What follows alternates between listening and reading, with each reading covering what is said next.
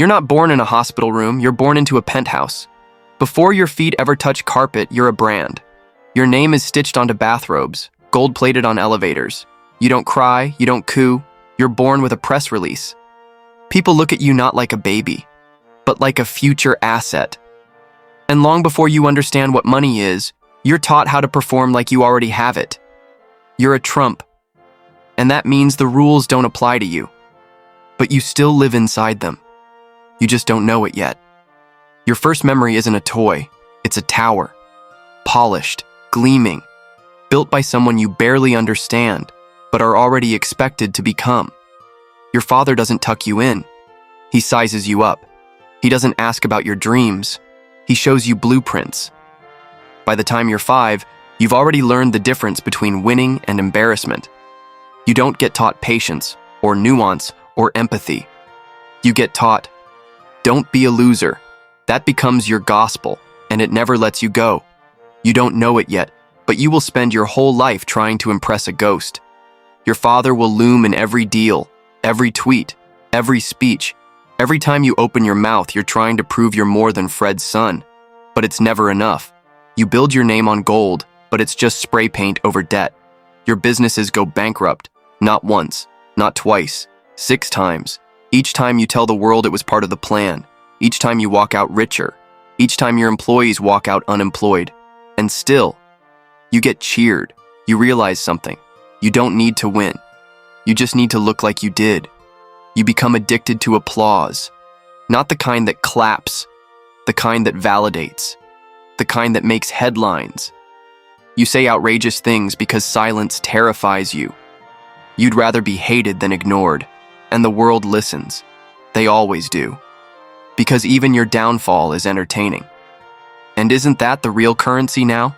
You don't learn from your failures. You rebrand them. Bankruptcy becomes strategy. Divorce becomes reinvention. Scandal becomes ratings. You aren't a person anymore. You're a narrative, a TV show that never ends, a man playing the role of himself. And somewhere deep inside, you start to lose track of where the character ends and where you begin. But you don't stop. Because characters don't need therapy. They need camera time. You run for president not to lead, but to win. To be the biggest thing in the room. You stand on podiums not to inspire, but to dominate. People cheer, not always because they agree, but because you give them permission to shout. You tap into something ancient, tribal, angry, lonely. You don't give answers, you give targets. You sell fear in red hats and pride in bumper stickers. And somehow, it works. But every win costs something, and the bill doesn't hit until after the applause dies. The White House doesn't humble you, it feeds you. Every briefing becomes a branding opportunity, every crisis a headline, every fact negotiable. The staff walks on eggshells, you smash the floor, intelligence reports get ignored, science gets mocked, and still, the base claps. Because when you lie like you believe it. And in a world drowning in doubt, certainty sells. But truth doesn't disappear, it just waits. Quiet, relentless. People leave your orbit one by one. Some in silence, others in court, a few in handcuffs. You don't miss them, not because you're heartless, but because attachments are liabilities. You don't have friends, you have transactions. Even family becomes currency. Even loyalty becomes a leash. You watch people age around you, but you stay frozen, not because you've beaten time, but because the man in the mirror was never allowed to grow. He was too busy staying on brand. You lose the second term, but you can't say it, because losing isn't in your script. You create a new story. You cast new villains. You turn your followers into believers and your critics into enemies of the state. And it spirals. It always spirals. What began as ego becomes movement, then cult, then chaos. And when glass shatters at the Capitol, you pretend it wasn't your reflection.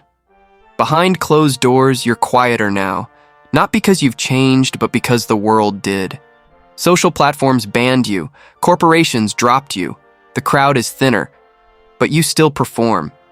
You have to, because you don't know who you are when no one's watching, and you're terrified to find out. You were born into a fortune but became a prisoner of your image. The world thinks you won, but you know better. You inherited power, but never earned peace. You touched the highest office, but never found rest.